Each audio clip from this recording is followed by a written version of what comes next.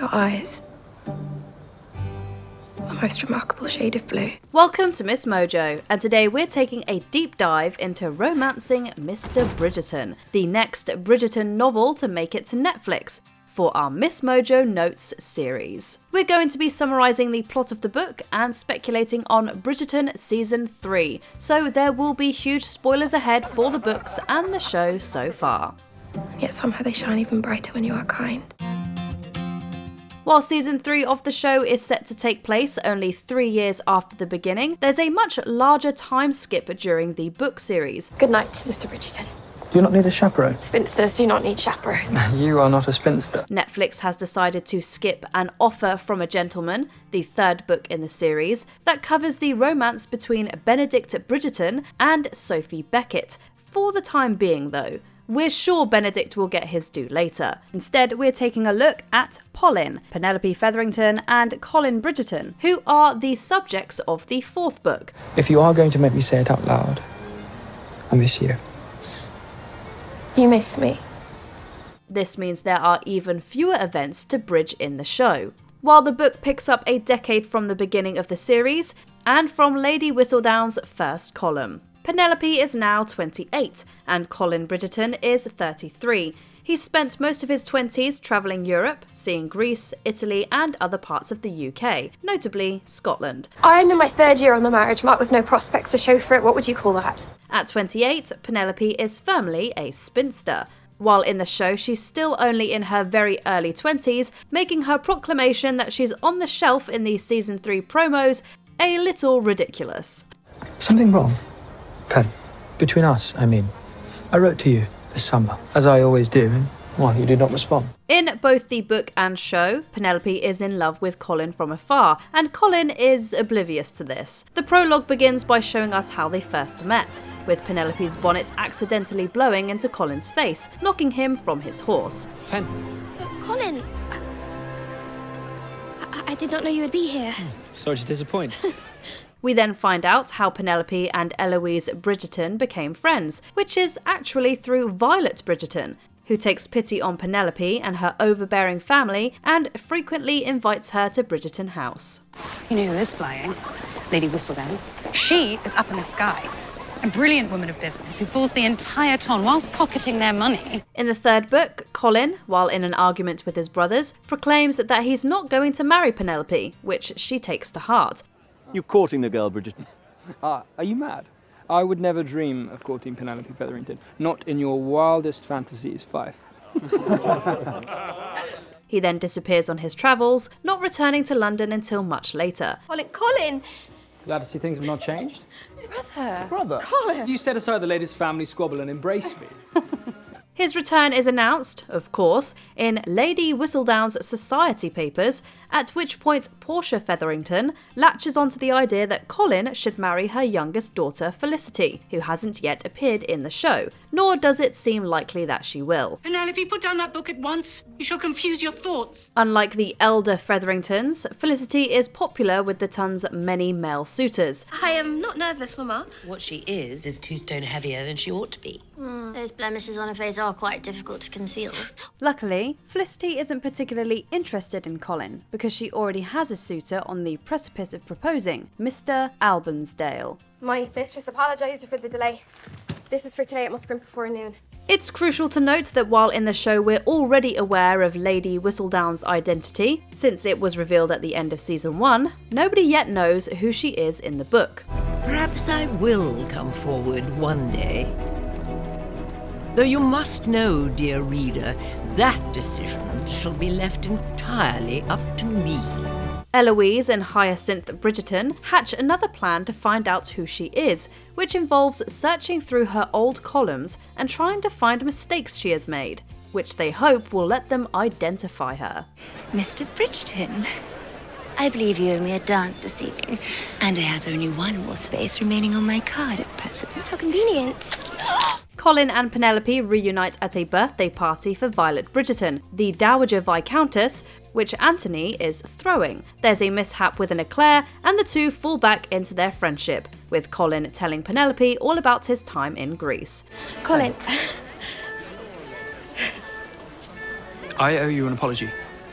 I did not see it at first, but I know you were only trying to prevent me from heartache with Miss Thompson. They talk about how Colin, with his famous charm, is able to get away with anything and weather any scandal, while Colin secretly longs to have a purpose like his elder brothers. Penelope, meanwhile, only wants him, but she's never afraid to put him in his place when necessary, especially when she remembers his declaration that he'll never court her. You missed me, but you would never court me, is that correct? Pen, I overheard you at my mama's ball last season, telling everyone how you would never ever court Penelope Featherington. They bicker throughout the party, and Penelope is convinced that Colin is only dancing with her because he feels obligated to. Surely another rumour provided by that vicious scandal-mongering writer. Should her degradation know no bounds? It's here that Lady Danbury announces she's putting a price on Lady Whistledown's head, £1,000 to whoever unmasks her. Lady Whistledown merely writes what she sees. Perhaps we need to help her to see things a bit more clearly. Later, Colin and Penelope encounter each other again in Berkeley Square. Colin catches Penelope dancing in the middle of the green and offers to dance with her, though she points out that if anybody sees them, the ton will think that they're courting. Perhaps we should talk about this somewhere more private. Because I embarrass you. He doesn't understand why this is an issue, but she believes that a fake courtship between them will never go anywhere, and when it ends, it'll look like Colin left her, making her even more undesirable to the other gentlemen. I'm the laughingstock of the town even when I change my entire wardrobe. But Colin is, by now, beginning to see Penelope in a different light, not as the girl he's always known as Eloise's friend, but as her own person. Eventually, they leave the rainy square so that they can have dinner with his family, as Penelope is also attending, at 5 Bruton Street. This is the new home of the unwed Bridgertons, as Anthony, Kate and their children now occupy Bridgerton House themselves. And let the catch and toast go round. And then the catch, and then the catch. We'd imagine we'll still see them all living together under one roof in the show though.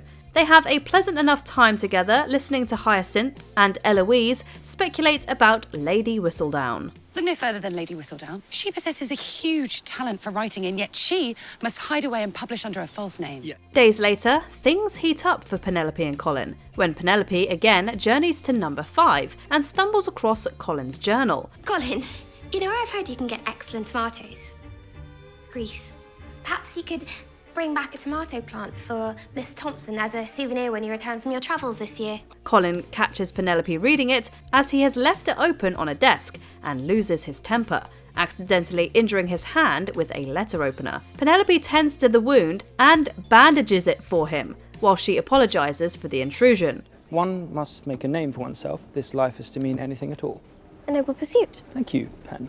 The creators of Bridgerton have assured fans that this crucial scene will survive in the Netflix version. Colin forgives Penelope when she compliments his writing and encourages him to keep going, and to tell her what happened to him next during his long travels. I am certain you will find your purpose one day. Everyone must eventually.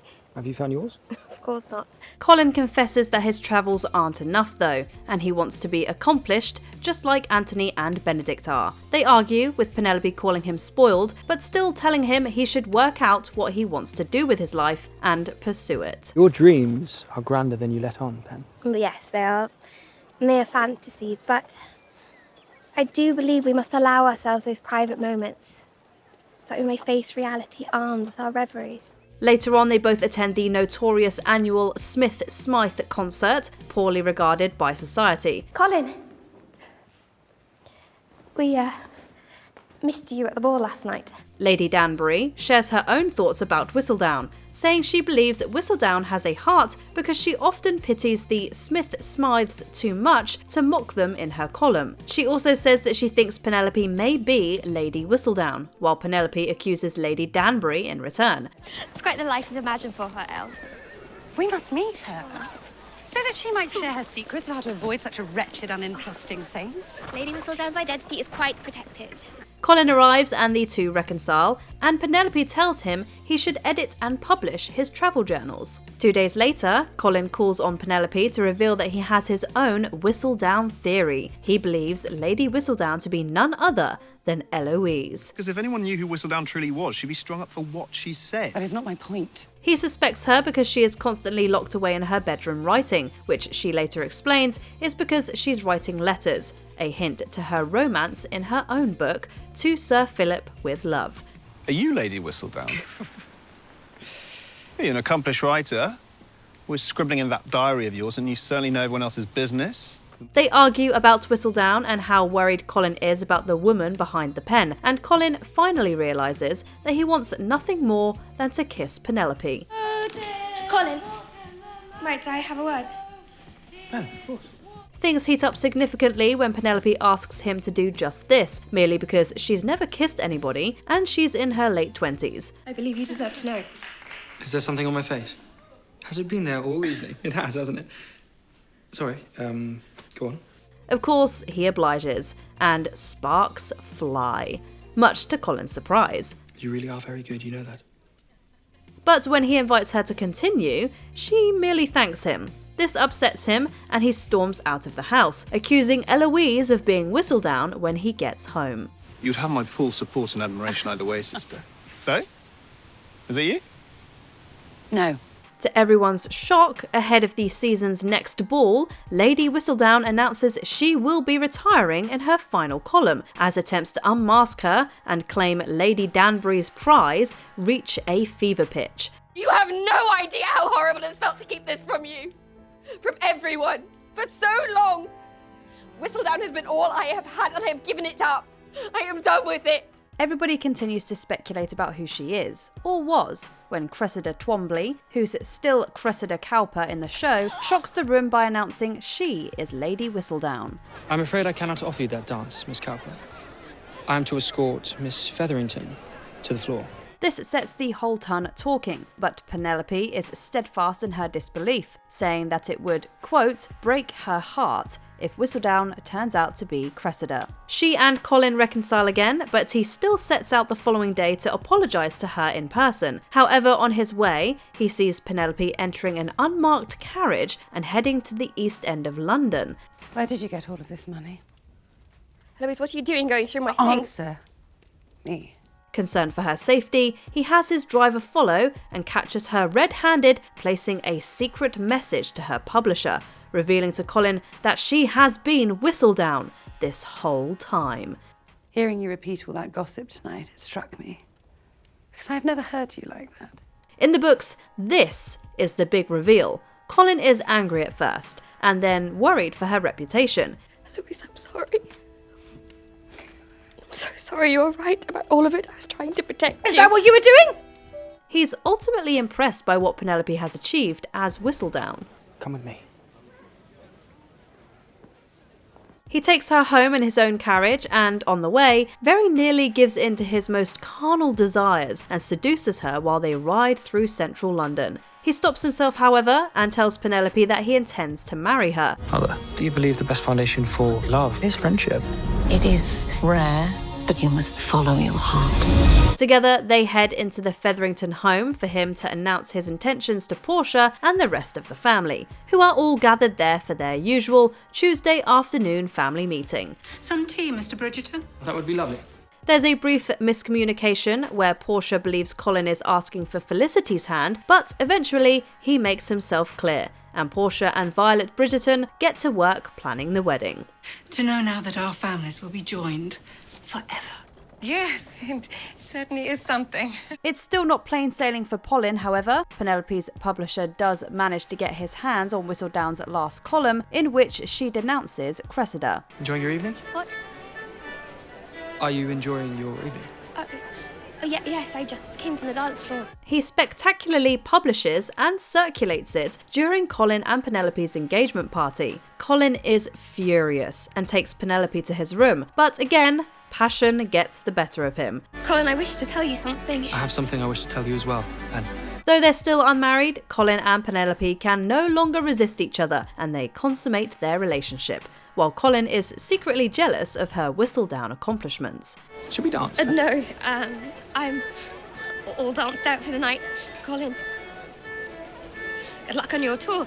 He makes their impropriety known to Portia and Violet so that the wedding can be sped up, which it is, and Colin and Penelope are wed. So, you compromised this young lady? Certainly not.